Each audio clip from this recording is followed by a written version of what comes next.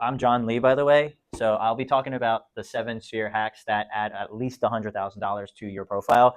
So I can attest that this is true because 96% of my business comes from strictly sphere. Yeah, strictly sphere. So I don't even know what a Zillow lead is. I don't know what a Realtor.com lead is. So we're gonna dive in. So before I got into being a full-time realtor, I was actually a part-time realtor in 2018 while building my investment portfolio. So I own over 20 units. So I was using my license strictly to supplement my flipping and rental business. And currently I'm in my 3rd year as a full-time realtor. And first year, I had 8 million in production. The second year I had 12, and year to date I have 11. So these numbers are strictly like not including my own properties because I don't think that counts, right? Yeah. So I'm currently leading and growing a team, and I have a full-time assistant. I also have a virtual assistant. So if you guys kind of need help with that, feel free to pull me on the side. I can definitely explain how that works too. I am leveraging the MREA and also applying a lot of the principles I read from a book from Dan Martell. It's called Buy Back Your Time. I highly recommend that you guys read that book because it definitely changed my perspective of leveraging. Outside of real estate, I am a human being, like in a sense where I'm not just doing real estate. I am really committed to align my faith, my beliefs as a Christian, being present as a husband, a father, maintaining my health, and building wealth for financial freedom. Any questions? All right. So if you had to write down 5 people today, who would send you business and who are they? That's often defined as sphere, right? If we look on the outside here, I think it's pretty obvious, right? Like it's people who might be in your church. It might be people in your gym or your close friends. It can be family members, right? Mine is so specific that it actually makes me a lot of money, right? I could tell you. Mine is 2nd-generation Koreans that speak English extremely well, typically have a good balance of Korean culture and also American culture, but also not 1st-generation Koreans because there is cultural differences, ironically, and then age gap for me is kind of like one of the barriers that I'm also battling. But I have such a specific niche that I'm extremely focused on it, and I've gotten enough business to, obviously to prove that 96% of that actually comes from, my sphere, right, from my community. But I also train jujitsu, right? I train MMA, so I'm getting clients from the gym, right? I'm also getting clients from the church, but the church also intertwines with the Korean community. So like I'm extremely focused on who I want to target. So on the surface, when you look on the outside, just be very careful that you're just not, it's a good place to start somewhere very broad, but you definitely want to funnel in on who exactly your spheres are, if that makes any sense. So when I first started coaching, or when I first got coached in real estate, one thing that was brought to my attention was the 1 appointment a day. And like, have you guys seen this before? Like the numbers behind this? So it's kind of insane, right? So if you work 5 days a week, I'm not talking about weekends, right? And you get 250 appointments a year, and you only have a 50% appointment to contract conversion. So if you have 250 appointments and you only go to half of them, right? That will get you 94 closed transactions, right? 94 closed transactions. You have a 2.5% commission on $500,000. That's 12,500 per deal. You're making over $1 million GCI. So when I saw this, I was like, "Whoa, let's be a real estate agent."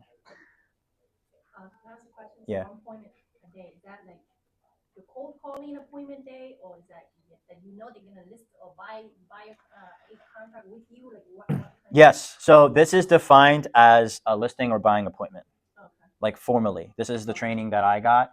And I'm not going to lie to you. Part of the reason why I put this up is because this is the formal way of calculating an appointment, but also like a good way to track like how much money you guys want to make, right? But to me, this was a little overwhelming because when I first started, I thought it meant just grinding, right? I just thought it meant like hammering the phones. So I got Mojo Dialer, I got Espresso Agent, I was pounding the phones all day, calling expireds and FISBOs. And the effort I was putting in my opinion, just didn't match the results I was getting. And I eventually realized, to my own conclusion, this is just based off of my own practice, I eventually realized an appointment doesn't have to be a formal buying or listing presentation, right? What happens if we look at an appointment from a different angle that's a bit more manageable? What happens if it's just simple as grabbing coffee with somebody, or having lunch with somebody, or having dinner with someone that we haven't seen in a while, right? Let's dig really hard into your spheres. And for me, there was no pressure to sell because real estate actually came naturally in conversation. I never brought real estate up. I always talked about the person, how they were doing, how was their family. I genuinely like cared about their well-being, and most of the times, these people who I'm talking to, I probably haven't talked to in a while, right? Like if you go on my Google business page, yeah, you'll see a lot of Korean people, but you'll see white people, you'll see black people, you'll see like all sorts of walk of life, because I'm not just tapping into the Korean community, I'm tapping into Cheltenham High School, right? I'm a graduate from Cheltenham High School, Penn State Abington. I went to Penn State Abington, Penn State University. I went there. So I'm literally tapping into so many different spheres that ultimately that shift actually made it more fun and manageable, because I'm genuinely asking questions about, hey, it's been 10 years since the last time I talked to you. What's going on? And it became a lot more fun for me. And it stopped being about chasing, because that's what it was when I was cold calling. I was trying to chase a deal, right? But it ultimately started becoming more about connecting. So at the end of the day, right, we are realtors because we do have to sell, right? We do have to ask for business, right? That's it's just a fact, right? So one thing that you want to keep in mind is that you want to follow up with intention. So what does that mean, right? So you want to ask thoughtful questions because it opens the door for future follow up, right? So what does that mean? That goes beyond real estate. So we're often looked to as the point guard or the quarterback, right? Not just for real estate related things, but hey, John, do you know a good babysitter? John, do you know a good local restaurant that I can go to? Right? These are all things that I keep in mind. And I even post on social media on some of these things. I post on my favorite local spots on restaurants to let my community know where I'm going, right? There's another slide, I'll talk about that later, but it goes beyond real estate, and you also want to provide value when needed. So that is through trusted referral partners, right? You want to work with people who you know that's going to either take you to the finish line on a closed transaction, or someone who's just going to be a good babysitter to your friend or to your sphere that is asking for that recommendation. And you want to pay attention, because if the conversation is not real estate related, which very much it might not be, you want to pay attention to what matters to them the most and then follow up with them. That's extremely important, because every single part of these steps is a reason for you to have a cadence, for you to reach out to them again and then again and again, right? Because what's the 33 touch model, right? The 33 touch model is about how many times we can get in touch with them, right? This is a reason for you to be in touch with these people, your sphere. And you want to create value and deepen the relationship. And the goal is for you to create value by not just talking about homes, right? This is going back to what I was saying, right? Just having open conversations and real conversations, because naturally, I promise you, it's going to organically talk. You're going to organically talk about real estate. It's going to happen. And then you create the opportunity. And if the opportunity isn't there, right, you also want to stay curious to who they are as a person. And you want to genuinely provide value, and you want to care about their life, and you want to continue this follow up and the sequence of the follow up, because people remember how you make them feel long before they remember what you said about the market.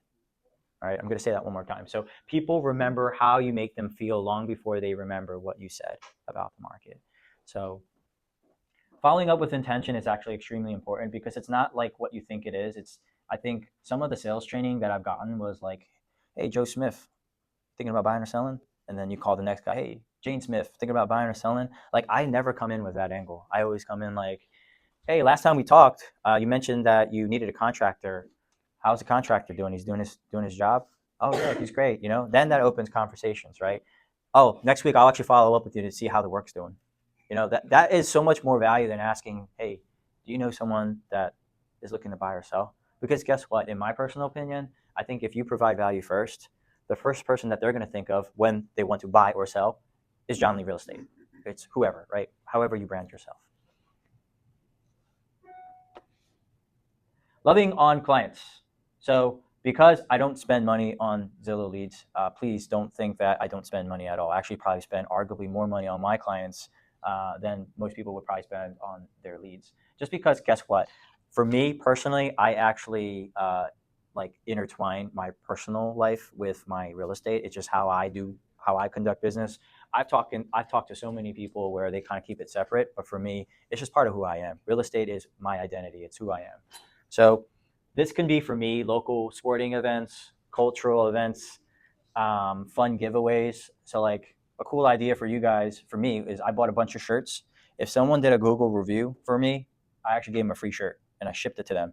And guess what I got? I got an address. I got an address, and then I also typically get phone numbers from them. I get emails from them. What's the whole point of real estate, right? We want to get people into our CRM, right? So fun giveaways, quarterly gifts, everything is automated. All right. I use, make sure you guys write this down. I use Client Giant. Client Giant provides quarterly gifts for $99 a year. And they're really thoughtful gifts, guys. They're not like corny ass gifts where it's like, here's a cookie, here's a muffin, here's a brownie. It's like, I think I sent someone, what's that called? Those muffins, not muffins. Yeah, like oven mitts. There you go. Yeah, I sent someone oven mitts, and they're like, John, thank you for the oven mitts, and I didn't even know I sent it. And I was like, oh yeah, yeah, yeah, of course. Yeah. So like again, it definitely helps that it's automated, but they're so thoughtful. These gifts that are being sent out that they're typically remembered, if that makes any sense. And if they're remembered, guess who they're going to remember when they want to refer you business? They probably want to remember you, right? Closing gifts. For me personally, I spend a considerable amount on closing gifts. I give Cutco knives and they're engraved. And ultimately, I say all this because the goal is not to sell at these moments, but to be present, build trust, and let real estate come up naturally. That's the focal point of all these things. Because for me personally, a lot of this is intertwined, right? A lot of this, the personal kind of overlaps the business and vice versa.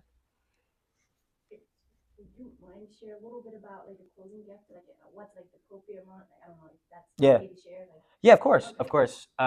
So I really don't have like the exact number on that because yeah, everyone gets the same gift, and maybe I should evaluate how I do that. So whether you buy or sell a $300,000 house or $1 million house, it's the same for me. Part of the reason for me is because the Korean community likes to talk like, John, did you get that gift? Like, yeah, like and I don't want someone to feel like they got something less of a gift than someone else. So I like to kind of keep it very fair. I think that's the word for it. The other thing with Client Giant is that if you want to talk about touches, they have actually a closing gift system. So like when someone goes under contract, they'll send them these are smaller gifts, obviously. They'll send them a gift. When you go through inspection period, they'll send them a gift. When they get into like end of due diligence, they'll send them a gift, and then at closing, they'll send them a gift. Like all automated. Yeah. John, are any of these from Giant, Gift Giant, are any of those identified on the product as yours? They're not engraved or they're not. You can put a note, like you can leave a note, like in the mailer, and then you can personalize the note to say It's not attached to the product. correct. Like Okay. yeah, there's no name or anything Yeah. like that. But I'm pretty sure it's a write off because Client Giant specifically is for realtors. Like these products are specifically for realtors, and I think from my research, I think it has one of the best. What's the word for it? Um, thought as far as what those gifts are. I've also used Mailbox Power, which is another one. If you guys want to write that one down, that's for postcards. So for postcards, and I'll get to that slide later, but I would rather give you this information now. Mailbox Power allows you to send postcards. What's the typical size? Is that 5x7? Is that what that is? It's a 5x7, I think, right? So it allows you to send a 5x7 postcard for free, but you just have to pay for postage. So it's a small monthly fee, which is like I think $40 a month, but it allows you to send postcards. You can even send like I don't do this, but you can do like what's that called when you send it to the neighborhood and you like what's that called farming. Yeah, farming. Sorry. Yeah, yeah. You can do farming with it, and you can also do like other kinds of postcards. You can even send gifts. Like you can send the brownie if you want to. You can send a cookie if you want to. So this is honestly kind of my secret sauce. I don't know if that's even what I want to call it, but if you guys want to write this down, the aim for me is 4 to 5 stories a day, meaning Instagram, like Instagram or Facebook stories. I like to typically do lifestyle stories. So that would be just me like walking down the street and I see something cool and I'll just do a video of it, or me with my son. And then also related in and mix it in with real estate. 4 to 5 stories a day. I send one newsletter a week. Yes. And I'm not talking about, like, excuse my language, like a bullshit ass like newsletter. I'm talking about something that's extremely personal. Like this one was talking about Laura's wedding and my experience being there with with Laura, and I even talked about how there was a singer there, and I called them the Arab Elvis Presley, which I thought was pretty cool. Like it's just me just joking around, and then on the bottom of it, I actually have a video of me talking about it. So how much time, first of all, which company do you use for that? And then Oh. how much time do you spend with that? Yes, good question. I use MailChimp to answer your question. MailChimp? Yes, because you have to keep in mind, unfortunately, Command does not do a good job of making sure that the newsletters get sent into the inbox, especially if everyone has Gmail. It typically gets sent into promotions, or sometimes it gets flagged as a spam. So Mailbox Power, or not Mailbox Power, MailChimp typically allows me to get into the inbox. But do they create the newsletter? So no, you have to create a template, but once you create the template, it's pretty easy. Now, where I have an advantage is a lot of the edits are done through ChatGPT. I'm so big on repurposing. So like, I'll write a script for the video, I'll say the script, and then I'll tell ChatGPT, hey, I'm writing a newsletter for this video, and then I'll just repurpose it that way. If you want the details of that, like we could talk about it, but the one newsletter a week is what I do. I try to aim for 4 to 5 stories a day on Instagram, and then I follow up with a monthly postcard. Again, same thing. It's not just solds. I don't do that. Like I don't do just solds. I don't do once in a while. I'll do just solds. But this month of August, for example, I went to Summit. Right, it's a Tom Ferry event in Dallas. I talked about how I met some old friends in Dallas. I moved into a new house. Right. So your postcard is more personal also than the typical one. Correct. Correct, because everyone in my CRM, I don't have 2,000 people that I'm sending random mailers out. I probably have 800 people, 700 people. Yeah, 100 people. 700 700 people okay. that are in my CRM. But I would say at least 75 to 80% of them probably know who I am. Like they'll know. And if they get a mailer, like it means a lot. So again, you've got to spend time on putting those pictures in. Correct. However, part of that is leveraging, right? That's why I have a VA. So the VA handles a lot of the editing for all of this. And then to kind of add a layer to that, I have a podcast. So the podcast is not as overwhelming as it seems. So what I do is I typically bring someone on board who brings obviously value to like just any person who would want to hear. But it's, again, I'm really big on repurposing. I can take a 45-minute conversation and make maybe 10 reels from it. Which I also forgot to mention, I do 1 reel a day. So if you want to know the whole sequence of everything, this is my secret sauce. It's literally 1 reel a day, 4 to 5 stories a day, 1 newsletter a week, and a monthly postcard. Yeah.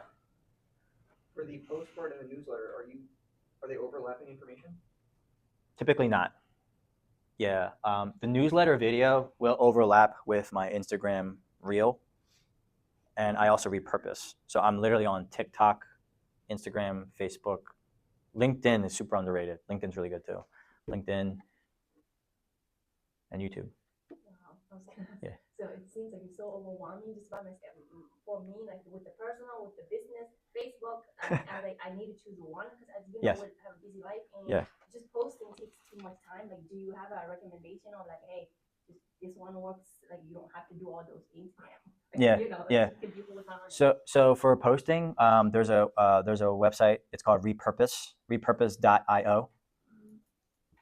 That will allow you to literally, in a click of a button, you will be on all platforms. You just click a button. It will just go and sign up that repurpose. Yeah, I think it's $20 a month or something. Repurpose.io. So in a click of a button, it will literally put you on all platforms.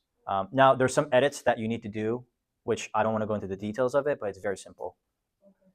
Do you see that as a positive? Not because will people be overwhelmed by seeing all your posting? No, personally for me, because you just want to let everyone know what you do. That's the whole job of real estate. I think you're looking too far into it. Okay. Yeah. Also, like, you'll be surprised by how many people go on LinkedIn, but they don't go on Facebook, or someone goes on Facebook, but they don't go on YouTube, and then how many people go on TikTok, and they're not even on anything, or whatever. So, yeah. For your newsletters, is it primarily stories and then you sprinkle in real estate? It depends on how I feel. It's kind of weird for me to say it, but like 2 weeks ago, I talked about Monco, like Montgomery County. Here's another secret sauce. Make sure you guys write this down. I use Grok AI. Grok AI is so amazing because it's better than ChatGPT for searching real estate news, because Grok AI allows you to grab Monco News, Delaware County. Like, it had stuff in there that, like, new construction that was being built that I had no idea that was in the process of being built, like in Norristown, and I talked about it. Yeah, it's like really, really accurate because it grabs from Twitter. It's like real time. So you can actually use pretty much Grok AI to get like any kind of real estate related news. So you want to be the connector, not just a closer, right? I think there's a theme of what we just talked about, and for me personally, I think where I provide the most value, and I feel like I've built the most trust with my sphere, is that people often ask for me about references not related to real estate. It's kind of crazy. It's like, John, like, yeah, you train jujitsu, right? Like, I'm trying to go to this gym. Like, what do you think about that instructor? Just having that conversation to me makes me feel great because I know that someone's trusting me about a reference in general. And that's kind of where I really thrive. And that's where I make my money, honestly. It's just providing that value. And building that over time obviously takes time and effort.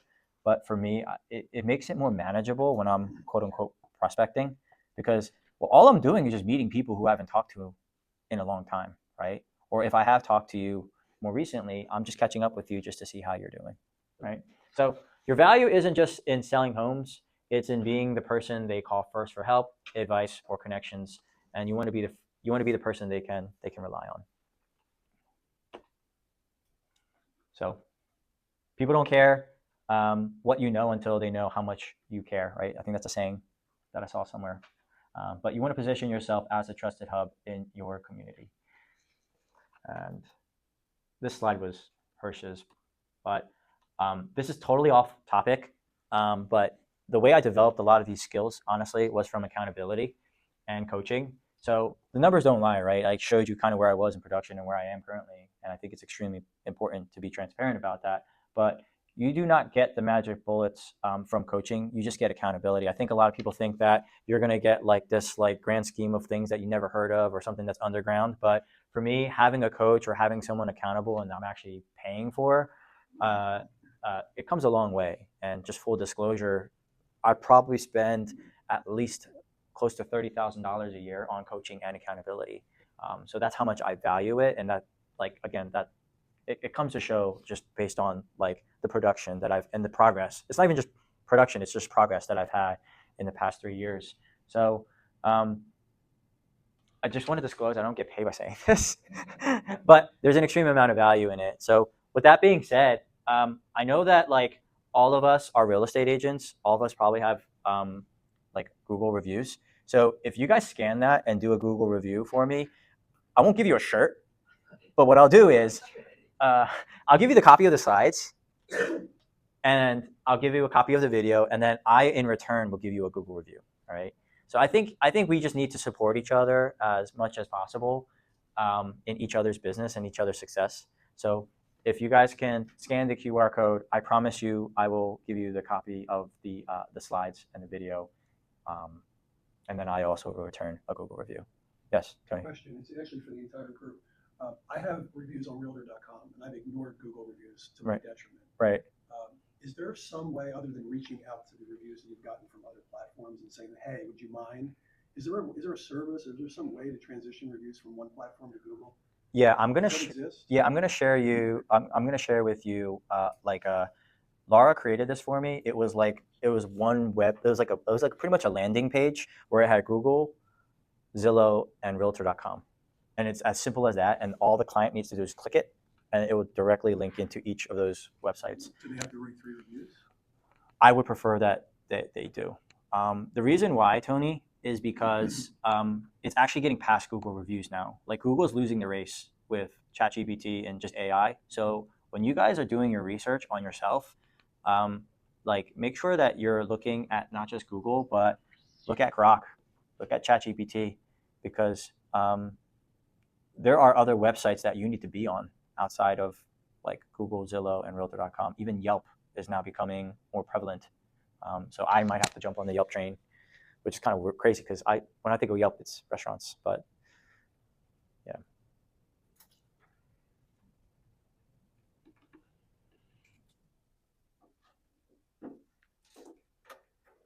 Just a comment about you mentioned babysitters. Quick story: how many folks here have the Forewarn app? If you don't have it, you really should get it. So I had clients that relocated to this area, and she said she needed to find a babysitter. And I said, do me a favor, please send me her cell phone number before you hire her.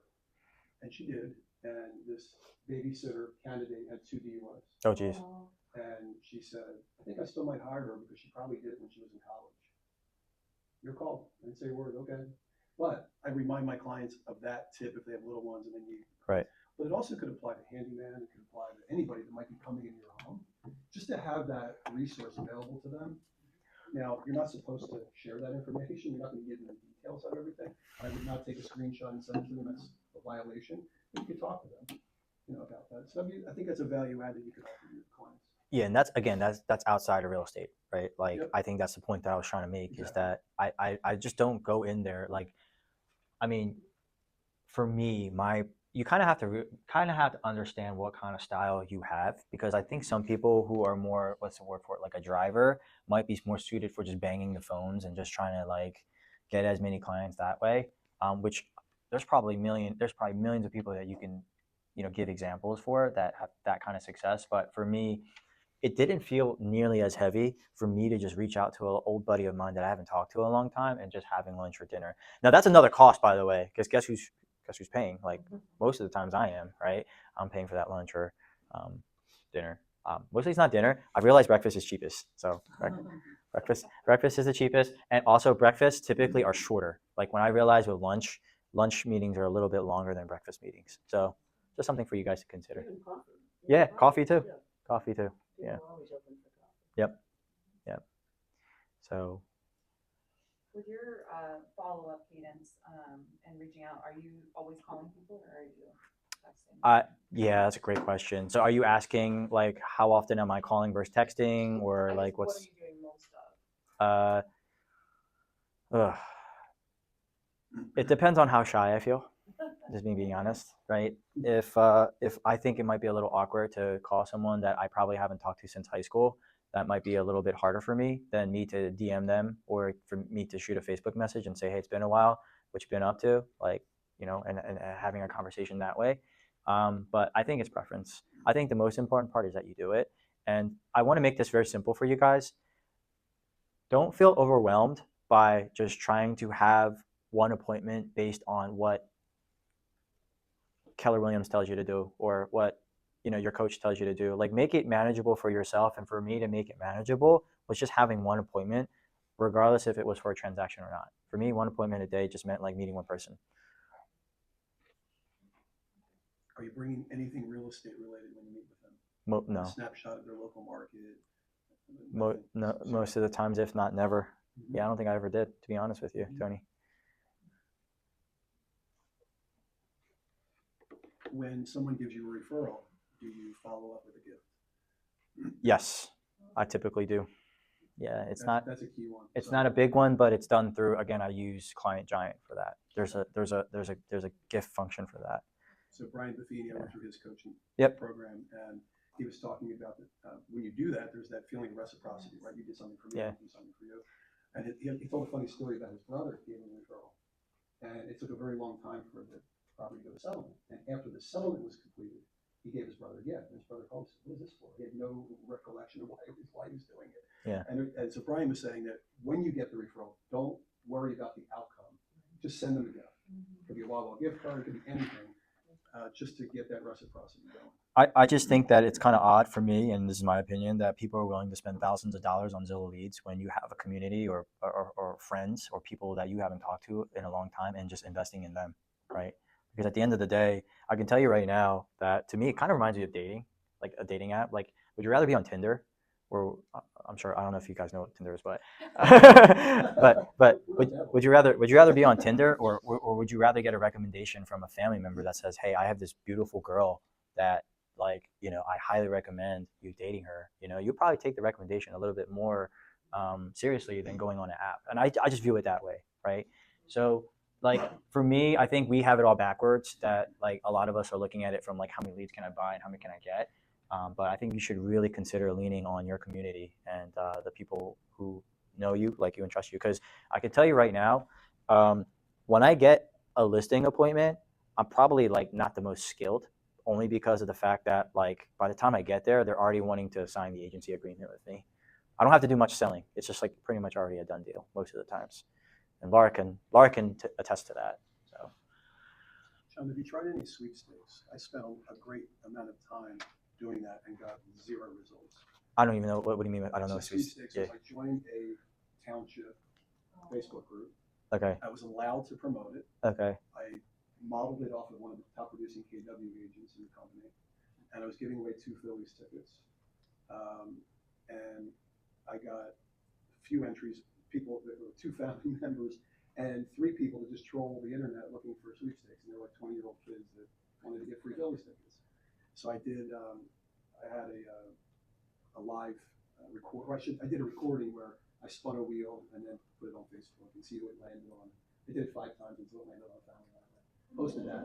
But the point of the matter was, I was shocked because this other agent was talking about how much engagement she was getting, how she was able to add strangers to her database and nurture them, and man, I didn't get that result. Now, she did say you have to do it over and over and over again, right? You can't just do it once. Right. But I was shocked that in the community, nobody took up. I had to do it on my personal Facebook page versus a township Facebook page okay. to get any traction. Yeah, I don't do that because again, that probably doesn't go in my, like, it doesn't. Yeah, like I don't do stuff like that. One random thing that brought to my attention, that's a bit unique, I would say, that I do, that shows that I go quote unquote above and beyond. And I think I mentioned this. I forgot who I talked to about this before, but I don't normally door knock because it scares the shit out of me. But if it brings value to my client, I will. And this is how I do it. What I do is, if I have a listing, I guarantee every person that is a seller for me that I'll door knock the whole neighborhood, at least within the vicinity of it, to at least let them know that there's an open house. So there's a value add there. So when I door knock, it's not to get a listing from them. I think the biggest thing that people try to do is try to get a listing. I think when I door knock is one, to bring attention to the open house, because if they come to the open house, or if I'm able to obtain it at the door, guess what I'm trying to do? Add them into the CRM, which you mentioned, right? All we need is a name, email, and address. Because guess what? They're getting hit multiple touches. They're getting the postcard. Most likely, if they follow me on Instagram, great, they'll get it. But at least they're getting a postcard and they're getting a weekly newsletter, and that's more than 33 touches a year. That's way more than what the MREA is telling me to do. Yeah. So you value the email address more than the phone number? It depends, but it depends if it's yes. To answer your question, yes, because especially if it's like a door knock, yes.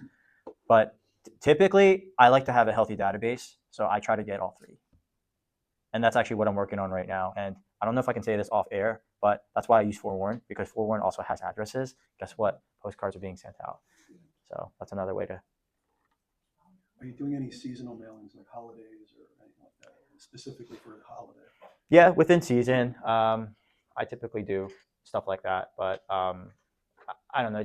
I kind of go by feel. Like today, I'm gonna do this. Today, and I don't know if that's even healthy. I don't know if I should have like a full year plan and then kind of know exactly what the theme of each postcard's gonna be. But I have actually a couple postcards in my office. I can hand them out. You guys can take a look. Yeah, because I got tons of ones that return. I'm just like, man.